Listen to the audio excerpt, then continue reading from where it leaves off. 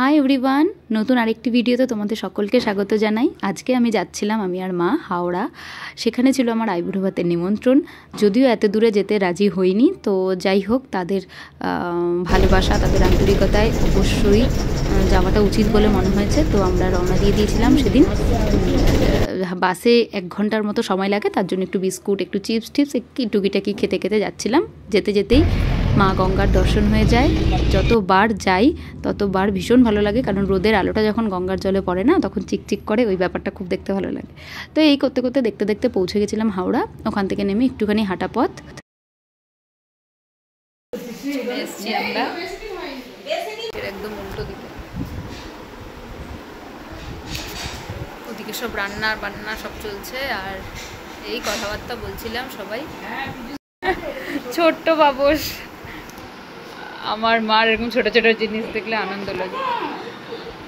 এইটুকুনই মা দেখে বলছে কি সুন্দর, 100 টাকা এইটুকুনি।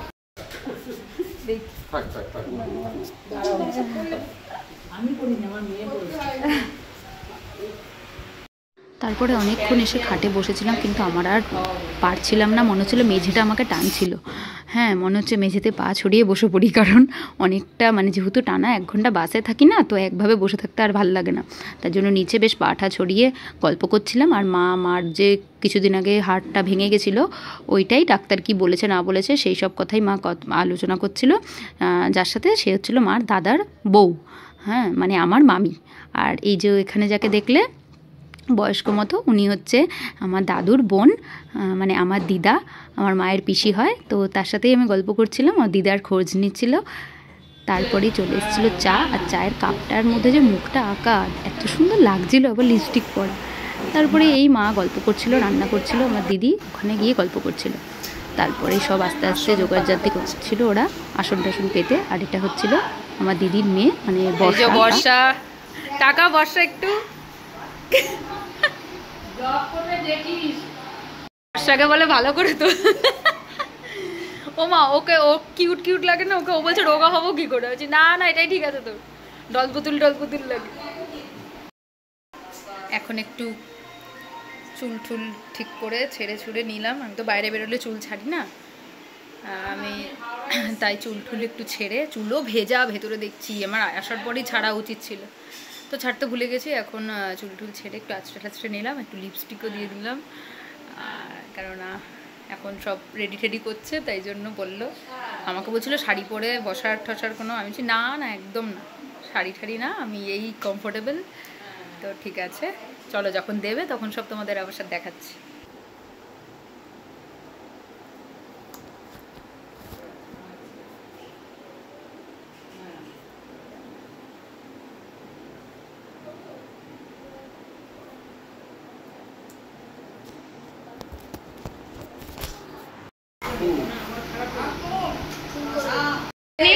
এই যে দিদাকে গিয়ে দেখাবো, এরকম করো, এরকম লজ্জা। আমি দিদাকে, হ্যাঁ দিদাকে গিয়ে দেখ, ছাড়া লাগবে না।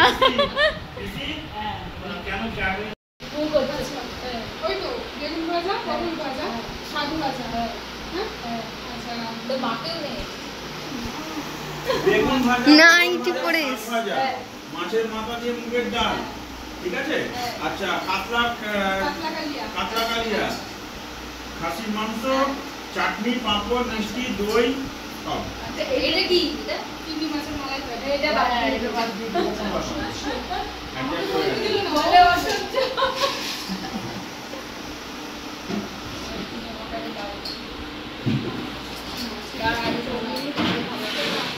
বাবুকে তো দেখুন তো। হ্যাঁ, সব।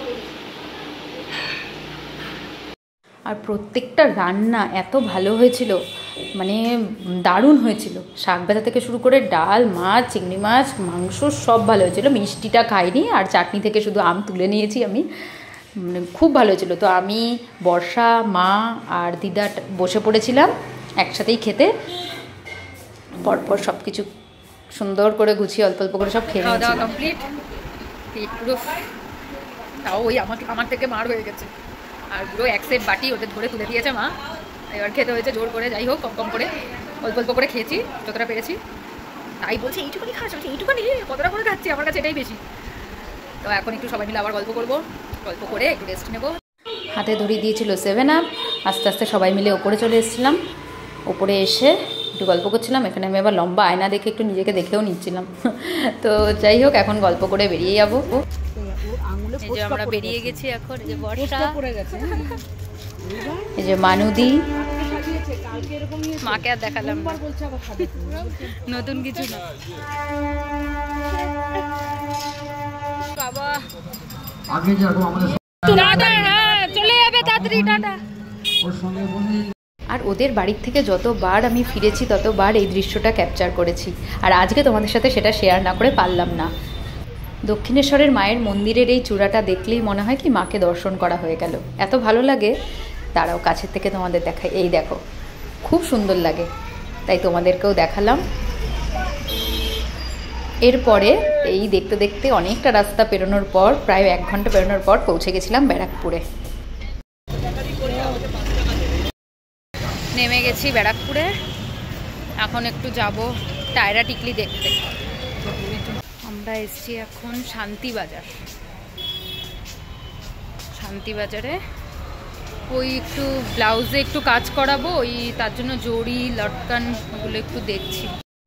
অনেক দিন ধরেই খুঁজছি কিন্তু ঠিক মনের মতন পাচ্ছি না। যাই হোক দাদা বৌদির লাইন দেখতে দেখতে আমরা পৌঁছে গেছিলাম মানির বাড়ির পাড়ায়, যেখানে জগদ্ধাত্রী পুজোতে মানির বাড়ি সেজে উঠেছে, আর চলে এসেছি মানির বাড়িতে। হ্যাঁ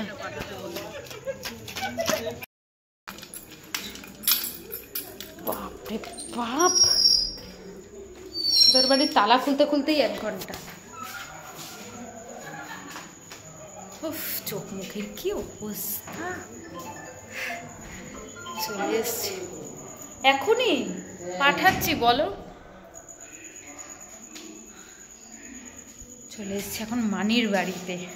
কালকেও অনেকবার বলেছে আসতে, কালকে আসা হয়নি। কালকে এক মাসির বাড়ি নিমন্ত্রণ করতে গেছি, ওখানে গিয়ে আবার আমাদেরকে আটকে দিয়েছে, বলেছে যে না টিফিন খেয়ে যেতে, এই ধর রাতের খাবার খেয়ে যেতে হবে, এর জন্য আর আসা হয়নি এখানে। তা আজকে বলেছে তোরা নামবি এখানে, আমাদের বাড়ির এখানে নেমে বাস রাস্তায় অটো করে নেমে তারপরে আসবি। কি অন্ধকার আসছে, কি সুন্দর আমি ভিডিও করছি বলেছে, তারপরে এখানে আসতে। এই যে এখন সবাই মিলে দেখছি ইন্ডিয়ান আইডল, দাদা তার বউও এসেছিল মানির বাড়িতে। আরেকবার একটু হাঁটো, আরেকবার একটু হাঁটো। তো বলে রাখি এটা যেই দাদার কথা বলছিলাম সেই দাদাই, এখানে আমি ভিডিও করছি, আরও অ্যাক্টিং করে দেখাচ্ছে বোনের মায়ের শাড়ি দেখালে কি কি করে। ওই মারিরা আমাকে সব শাড়ি দেখাচ্ছিল আমার বিয়ে উপলক্ষে যে কিনেছিল, ওই অ্যাক্টিং করে দেখাচ্ছে। ওর বাড়িতেও একই কেস হয়, তাই ওই দিয়ে আমরা হাসাহাসি করছি। তো আমাকে বলো ভিডিওটা কেমন লাগলো। চলো খুব ভালো থেকো, টাটা।